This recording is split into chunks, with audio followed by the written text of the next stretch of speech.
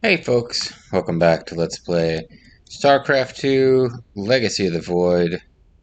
I'm Mysterious JG. I guess the last couple of videos I've been lying to you. It's not really Legacy of the Void, it was Whispers of Oblivion, because Legacy of the Void is its own separate thing.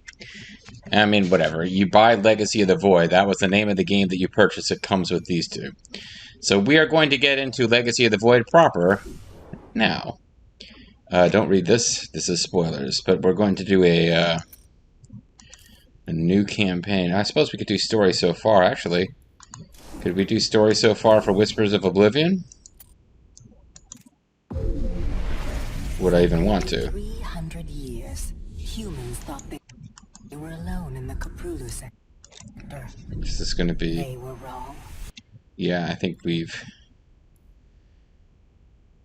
90% of that is going to be repeated content. So let's just go right on to a new campaign on hard difficulty level.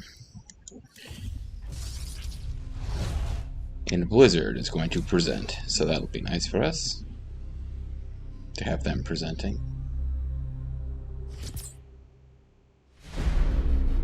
Oh, big old, is that the dead Overmind? Brought ruin to our world. Carnage, destruction, and ruin? Our proud people became refugees. But you don't have to live like a refugee. And yet, they could not shatter our unity. For we had already done that before they arrived. For we are bound by the Kala. The Kala? Sacred union Yep. of our every thought and emotion. Uh-huh.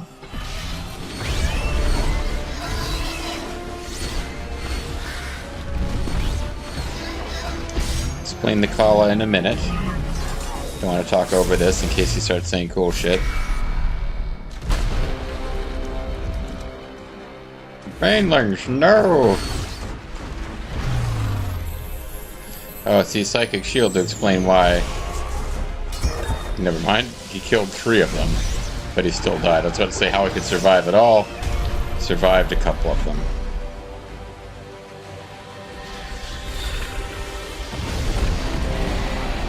Yeah, that might be a problem for a Zealot to defeat.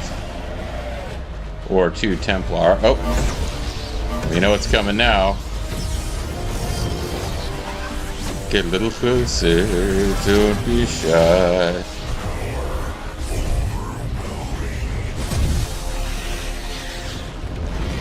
They're not really that powerful, though. They just one-shot 8 Zerg.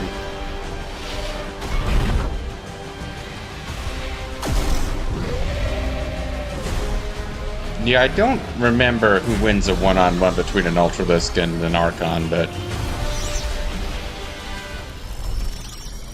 this is the Protoss campaign, after all. What is that, like his memories? What the hell? So he appears to be a regular old Zealot again now.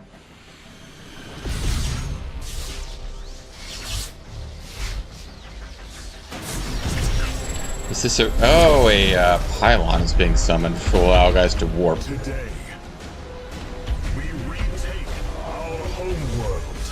Our vaunted homeland of the 2nd floor of the bar from Paint the Town Red. Legacy. Starcraft 2 Legacy of the Void. Yeah. So I guess this is going to be the story of retaking Aiur. That could be fun. Legacy of the Void. A great evil looms over the galaxy. The dark god Amon has returned, spurred on by Zeratul's problem out to destroy Amon's hybrid forces, hoping to stop the coming oblivion. With the threat of the Zerg Queen absent, the Protoss hierarch Artanis even, raised a massive invasion fleet, left the Dark Templar world of Shakuras, and committed to restore his people's former glory by reclaiming their lost homeworld of Aiur. Mission objectives are displayed in the top left corner of your screen. You must fulfill all mission objectives to complete a mission. So I guess the nearest we're going to get to an explanation for why the Protoss haven't already tried to retake Aiur earlier in StarCraft 2 story was that Kerrigan, the threat of Kerrigan, prevented it. But Aiur, just so you will recall, up until this point at least, the Protoss on Aiur haven't been under Kerrigan's control. There was a massive... the Zerg on Aiur were not under Kerrigan's control. There was a massive amount of Zerg were spawned on Aiur during the Overmind's invasion, and when the Overmind and the Cerebrats died, they became mindless, feral, savage monsters, no longer moving with intent. So basically, there's just like great swarms of Zerg that could be set off by anything, and there's no telling what will cause them to start wrecking everything and killing everybody. Not to be attacked lightly, but not under Kerrigan's control. So I guess the vague implication here is that if the Protoss built up a fleet on the Dark Templar world of Shakura, so just kind of where they've been sheltering, they were afraid of being attacked from behind by Kerrigan. You know, having Kerrigan suddenly go to Aiur and organize and lead the Zerg against them. I mean, these would be bad things to have happen to the Protoss, but I guess that's the implication of why they haven't already done it. Briefly, though, the Kala, I don't know that I ever really understood this while I was playing through the original Starcraft, but it's there, like the old Blizzard games, like Warcraft 3 and Starcraft, had a lot of world building and lore embedded in the manuals. That was back in the days when games came with instruction manuals with content. And although I never got into reading up on it, the Kala, they do in dialogue talk about the Kala's light, and Judicator Aldaris will say something like, we'll be talking about the Dark Templar and say, the Dark Ones are heathens. How could you profane yourself by communing with those who are so devoid of the Kala's light?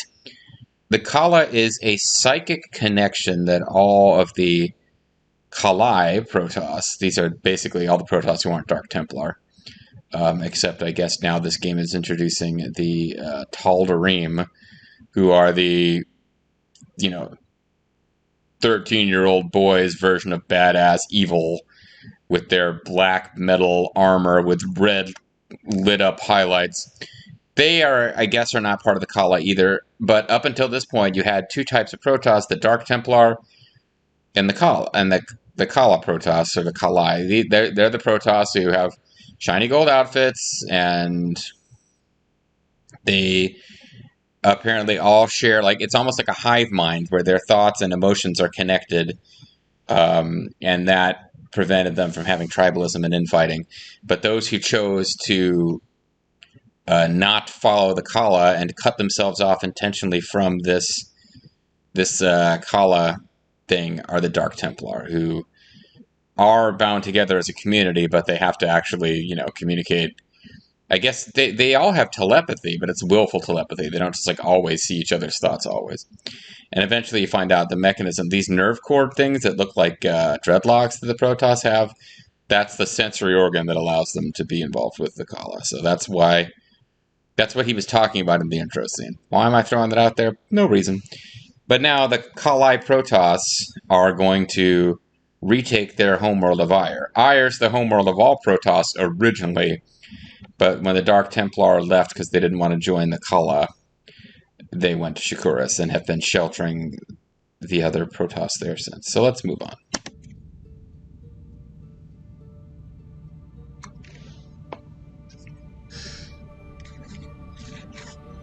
I didn't know we were going to get into such a slow start with the cinematic, or I would have kept talking.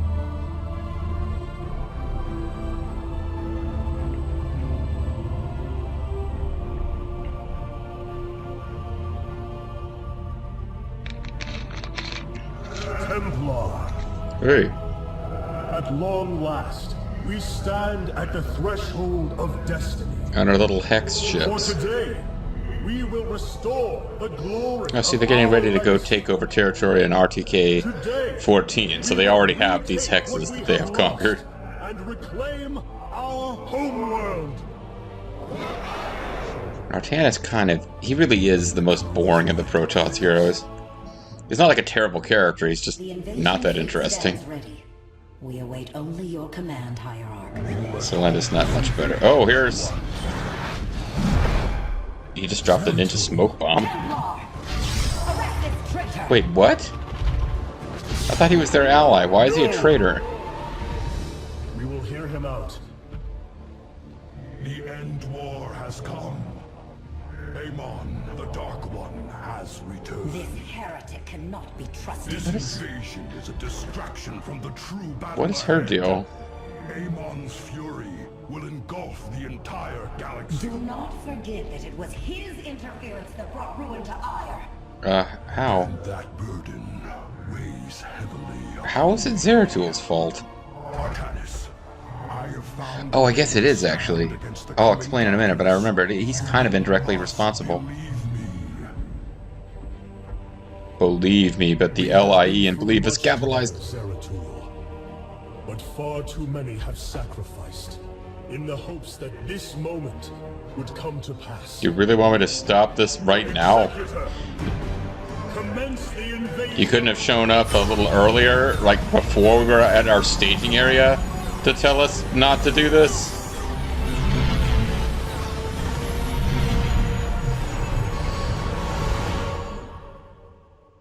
So Zeratul, Mr. Prophecy Man, shows up as we have our transport ships floating over Aiur and says, hey, don't attack Aiur. Yeah, understandably, we're not going to listen. He should have told us this a while ago. Okay, my computer slowed down drastically there. Feel bad for those Zerg, they never really had a chance.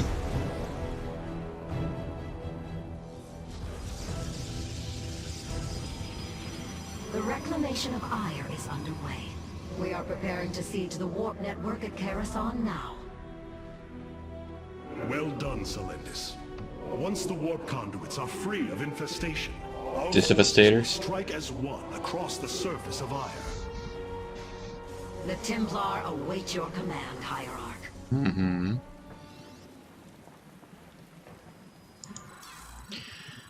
So we're given a big old army to start, 43 units strong, and it's all Protoss who have the most expensive, least disposable units overall. I mean, not every Protoss unit is more expensive and less disposable than every Zerg unit, but they are the two extremes. But we're starting out with a pretty big army, so we will see how this goes. But I started to say something that I wanted to finish there. Artanis is the most boring of the Protoss heroes. He's not a terrible character. He's kind of generically inspiring, noble, good guy character, which is not a horrible character to have in your high fantasy sci-fi game. But, I mean, you basically had, that I can remember, 4 speaking parts amongst the Protoss who are individual Protoss characters in Starcraft. You had Tassadar, who's like their ultimate hero.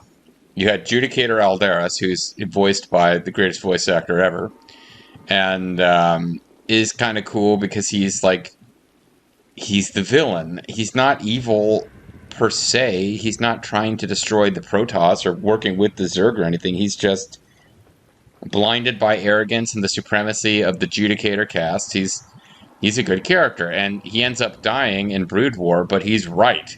He dies because he pulls his forces out when he realizes that the other Protoss are being used by Kerrigan. And in hindsight, he's right, and they should have listened to Aldaris. Then you have Zeratul, who's he does like one big speech in StarCraft. He does lots and lots of little speeches in StarCraft 2 to the point where it's a meme to make fun of. But he has one really cool speech in the original StarCraft, and otherwise he's mostly quiet and in the shadows and is, Tassadar tells us that Zeratul and his people are wise and that we should be listening to them and we need to reconnect with them and they are the key. And then the only other speaking part for the Protoss that I can think of is Phoenix, who's just great. He's just like, I am warrior guy. I like to go out and do battle. Isn't it great to do battle? Ha ha ha ha. And then he dies, and he comes back as a robot, a Dragoon who's still like, battle is fun. Hey, look, it's a Terran. I've never met a Terran before, but I'm going to be friends with this Terran because this Terran likes to fight Zerg, and I like to do battle. Phoenix is great. Phoenix dies. Aldaris dies. Tassadar I haven't talked about. The Protoss in general take themselves way too seriously and are just too full of themselves and formal. But Tassadar actually befriends the Terrans because he recognizes in them kindred spirits. They're all working together against the Zerg. He's just a really good dude, but he does make lofty speeches and he gets to go, Terrical Law! Tassadar's awesome. Poor Artanis doesn't show up into a Brood War. You find out, oh, the Executor you play as in Starcraft is Artanis. So when he does come in, he's the most generic hero ever. And he's the one we're going to follow for this whole game. It's like, I don't hate Artanis, and I'm like, man, every other character's more interesting. And then this game gives us Selendis, who's just like, you know, whatever. She's Protoss, but she's a girl. I guess she's angry at Zeratul. Fine. But she had to remind us that Zeratul is the one who led the Zerg to Aiur. And I'd forgotten, she's technically right, because the reason the Overmind finds the location of Aiur is because when Zeratul uses the void energies of the Dark Templar to kill a Cerebrate, there's a brief moment where Zeratul's mind touches the Overmind's mind, and the Overmind, despite being a big, slimy, monster-looking creature, is actually an incredibly psychically powerful ancient being that captures all the knowledge in Zeratul's mind in an instant, including the location of Aiur. So, oops. I'd forgotten about that. But it's true. Indirectly, the reason Aiur falls is because Zeratul. But Zeratul was trying to fight the Zerg and didn't realize that would happen, so I guess we gotta give him some slack. Anyway, we got an army. Warriors, Aiur awaits you. March So we've got neutral units we don't control, because basically this battle is like a cinematic. We've got 6 Immortals, we've got 5 Stalkers, and we've got dozens of Zealots. All we are supposed to have to do is attack move. Very well.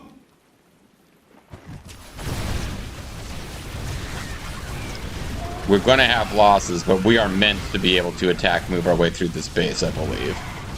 Or this map.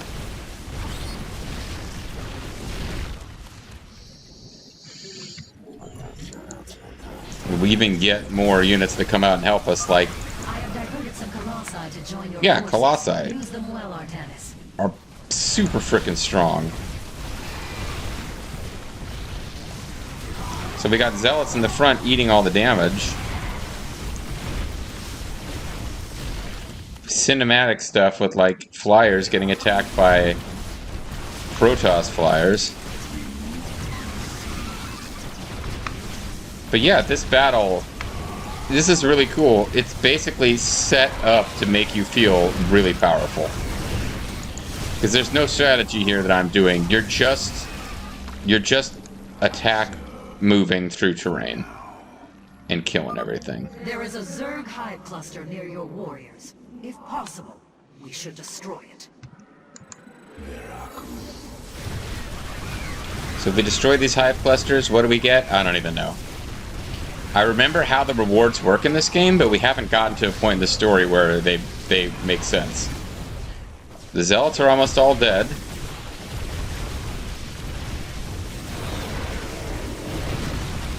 Which is kind of to be expected.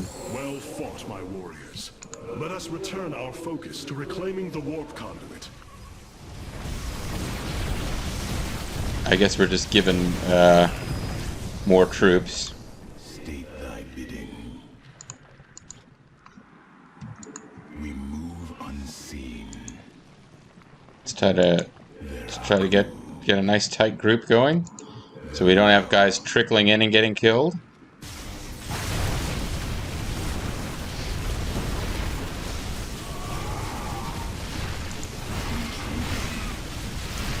Colossi do a lot of damage. There's an instructor, a mentor. Colossi do a lot of damage, but you really need some units in front of them to stop them from just getting rushed by Zerglings, because Zerglings are actually... Colossi kill Zerglings really well, but... Was this thing about to crash? No, it's doing a little swoop.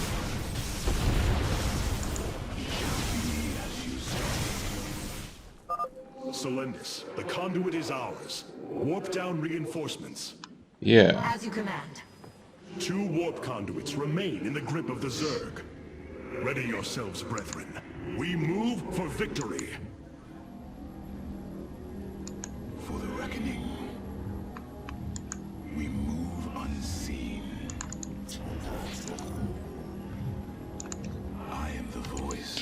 You don't want to lose the Colossi. They have good range. Artemis, there are more hives in the surrounding area. But they do, they're super expensive. You just don't want them to die.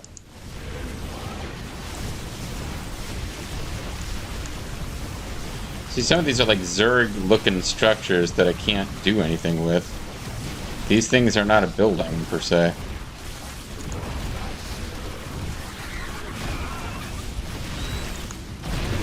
Hierarch, we thank you for your aid. Cool. Allow us to join you in battle. Not a problem.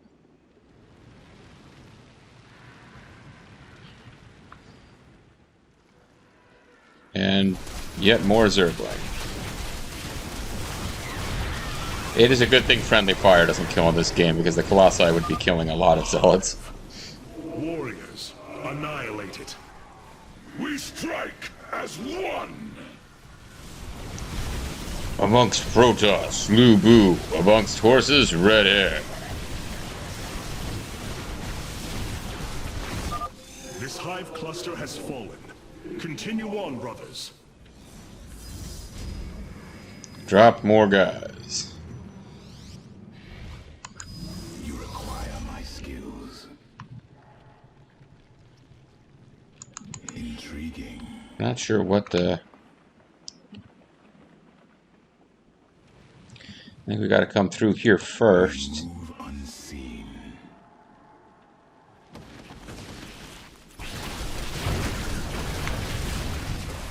Oh, I probably should have,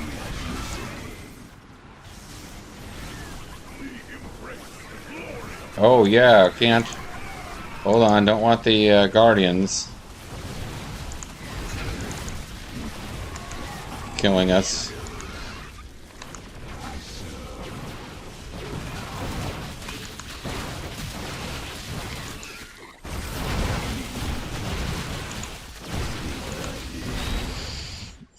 I think that's a,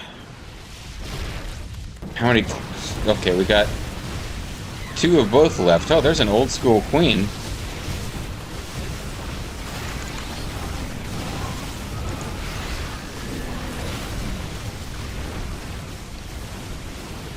Colossi can... Warp conduit is activating now. Okay. Psi matrix signal confirmed. Reinforcements warping in at your Colossi can attack air, they just don't have good anti-air. Or no, maybe it's only ground. I thought they had the ability to attack air as well. They can go up and down cliffs. Colossi are weird. They count as, because of their size, things that can only attack air can attack Colossi. I thought they had weak anti-air and much better anti-ground, but I might be wrong. Here is a, They did... This queen used some kind of spell attack. Guide our blades. Dekala. Again, these psychic link they all share as part of their... It has a religious significance to them, but basically it's like some kind of weird psychokinetic... Lies in ruins. That's... Only one remains, my warriors. Psychokinetic? What am I even saying? It's a,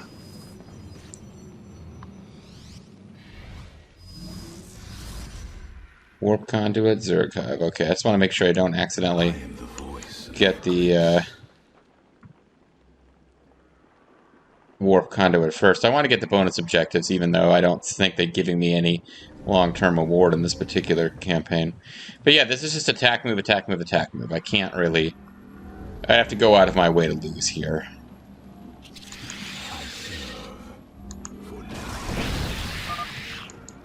Artanis, this brood is coordinated. Their actions are intelligent, beyond feral Zerg. Oh, are you like, well, if you like them so much, why don't you marry them? An unseen hand moves them. We must be on guard. How, what is this, what are you seeing that makes you think they're, like, intelligent? They're just attacking anything that's in range. That's what they always do. Oh, they've got guys burrowing for ambushes, I guess.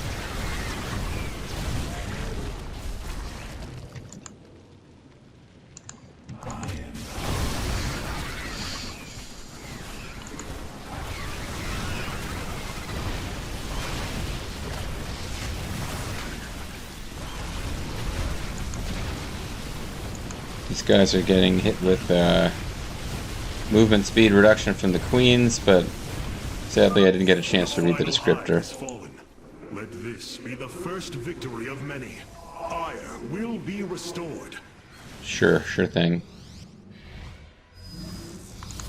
You require my skills. You require more Vespian gas. This would be the path to the final chunk of stuff.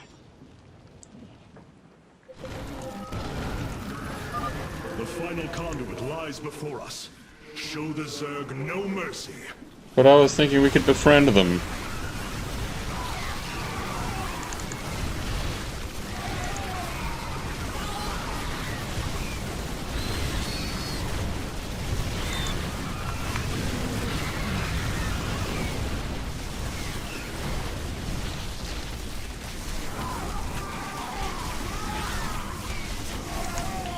Definitely losing a lot of troops here, that's for sure. Oh, here's the hybrid. Hybrid on Aiur. It is they who have been leading the Zerg.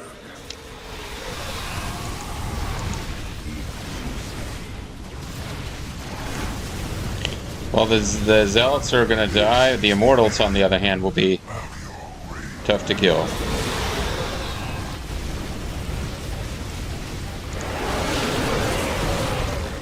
But not impossible.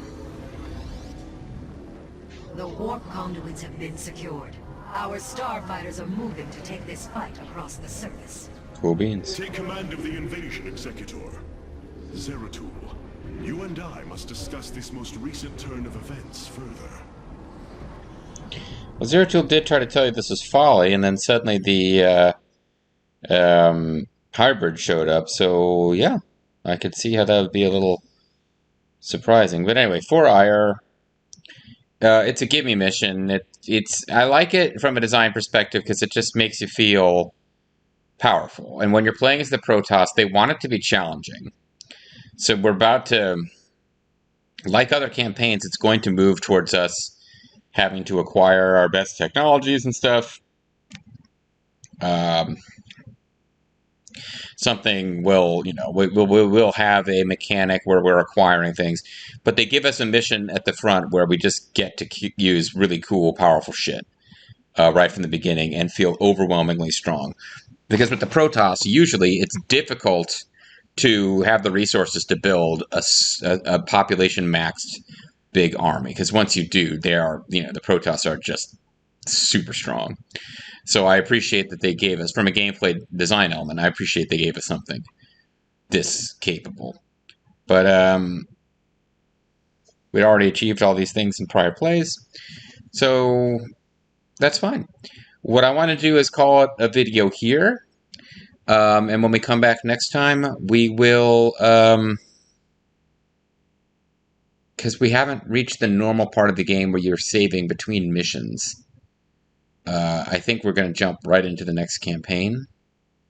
Or maybe not. No, let's keep going. Let's get to the point where I'm actually have to click a button to continue. I know it just says continue the next mission, so I'm not sure. We'll call it a video, and when we come back next time, I'll click continue. And if we have a bunch of plot stuff to do that I should have done before calling it a video, I guess the next video will just be front-loaded a bit. But when we come back next time, we're launching this big campaign to retake Aiur from the Zerg. Everything seems to be going along swimmingly, but we weren't expecting the hybrid to show up, and it does appear the hybrid are here leading the Zerg. So we'll have to discuss this next time. See you then.